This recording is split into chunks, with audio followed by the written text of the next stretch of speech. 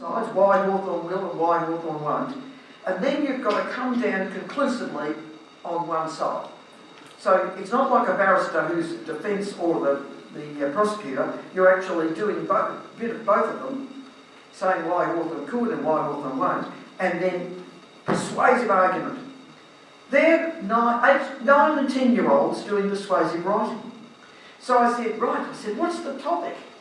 And another little boy said, should the federal government increase the quota of humanitarian refugees? Now, you and I remember being in grade 5 discussing this sort of stuff, don't you? So I said, now what resource materials are you using? You know, I'm talking as if I'm talking to my 12s. And another little boy said, we've got 2 articles, one from The Age and one from The Australian. Now that clever teacher has found 2. Totally opposing. Totally opposing. So I said, now which one of them is the most valuable for you? And they look at each other, and another little, this is what blew me away too, they all took it in turn. Another little boy said, probably The Age article, but do you know, it's got too many rhetorical questions.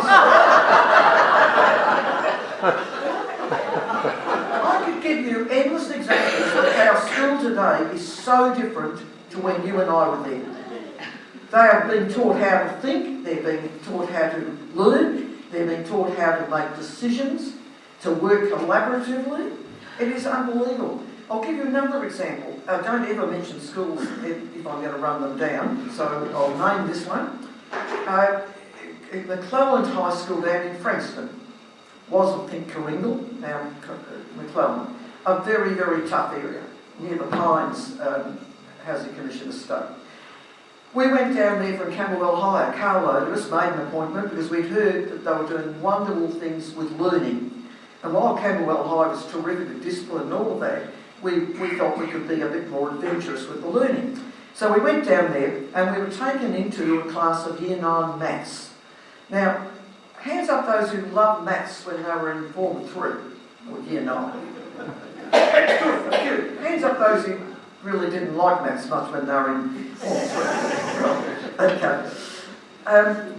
It was Year 9 maths. 200 kids doing Year 9 maths. They're all in one big space. They've knocked the walls out. There's teachers walking around and they're working on Kevin Rudd furniture, as I call it, except big tables. And nice chairs against the desks that we often have. And they're all working. In walks a whole pile of strangers and the kids look up briefly, if they even look up, and they're looking engaged. We couldn't believe it. So the fellow who's giving us the tour says, right, now this is the whole of Year 9. That table under there are the battlers. I don't call them dimwits, he said, they're the battlers. And that table way up there, over there, the big room you see, 200 kids, they're the geniuses. They're doing probably Year 11, 12 maths. We're standing them. And he said everyone else is more or less. So, of course, then he says, go and talk to the kids. I go over to the battlers because I sort of empathise with them more than the geniuses up the back. And I said, how are you kids going? And they go, oh, yeah, no worries. And I said, now what's that on your iPad there?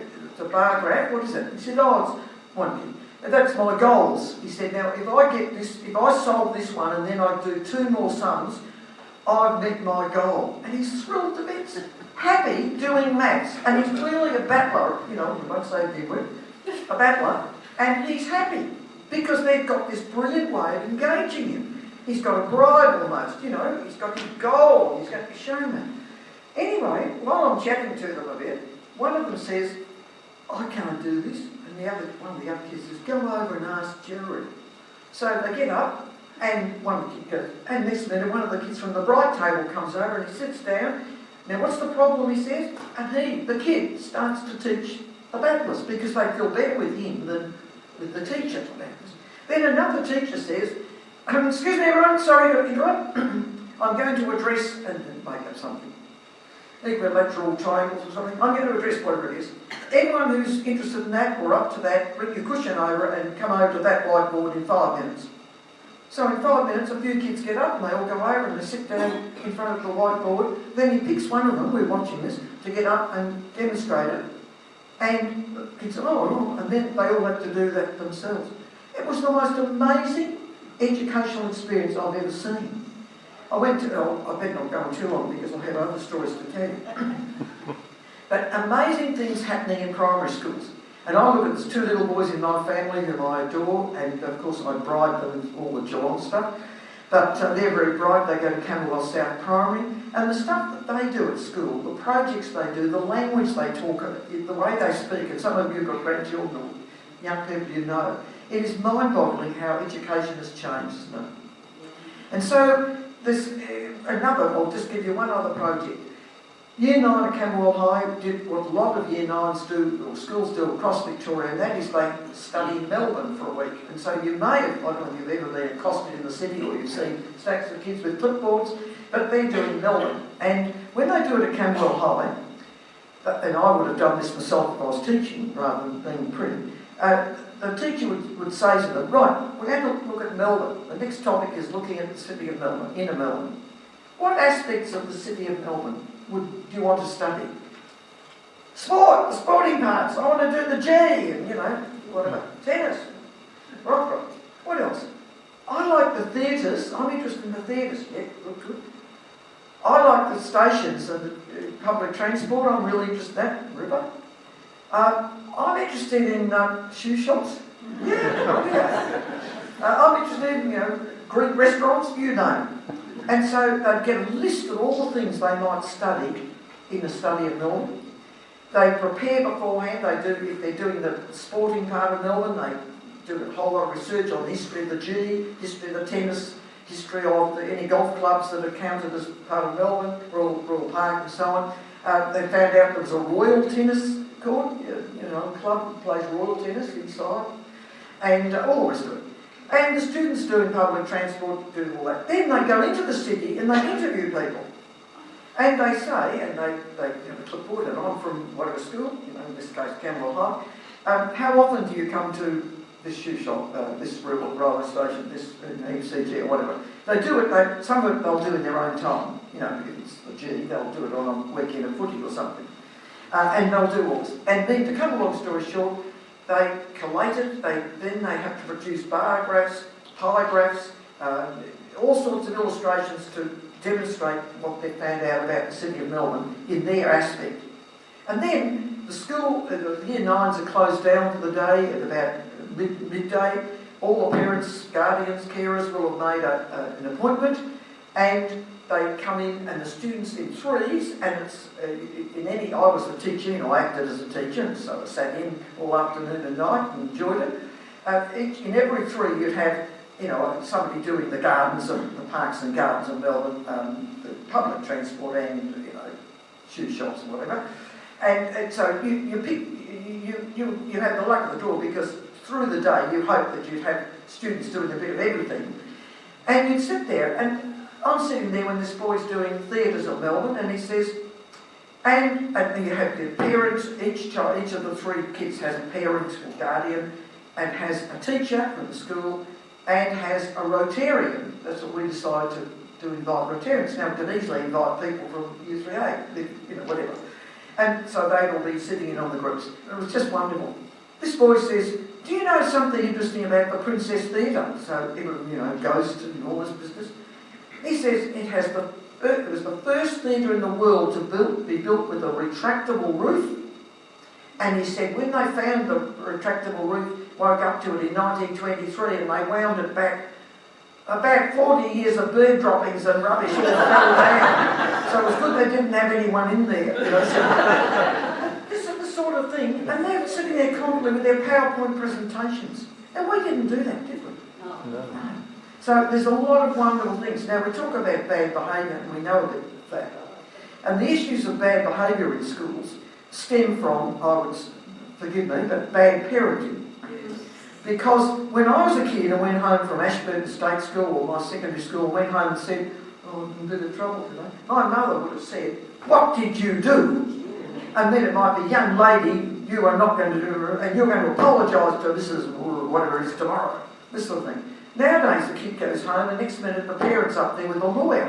It's mind-boggling. I'll give you one example. Again, Camberwell High, which is, as I say, so few nasty things that happened that I remember a few. Friday afternoon, year 12 class, year 12's by and large, nowadays lots of kids do year 12. A few years ago when I was teaching in Geelong way back, the kids that do year 12 were, of course, just really elite, I suppose, and very motivated, so you didn't have any mucking around. But of course nowadays everyone's doing year 12. And so the teacher's tired, everyone's tired, it's last period Friday, and one of the boys has got his mobile phone out. Put that away, I'll call the boy Jared. Put that away, Jared. Jared, excuse me. And the rest of the class are looking at Jared because they're good kids. And eventually he says, the old geezer's telling me that. Really rude. So the teacher, called him Mr. I'm sorry, I'll offend someone. Mr. Smith says, right, end of the period, you're coming down to see the assistant principal. So at the end of the lesson, he drags him down to, I had two assistant principals, both men, both lovely men, both very tough. They used to do the best hard cop, bad cop, good cop, routine I've ever seen in my life. You'd walk past the office and they'd have a boy there and one of them would be saying, well, Mr. So-and-so wants you to be thrown out of this school. But I keep saying to him, no, I believe you've got a good side. And then the next time you go past it, there'd be the other one saying, Mr. He doesn't believe you've got a future, but that was sensational. Anyway, neither of them was there.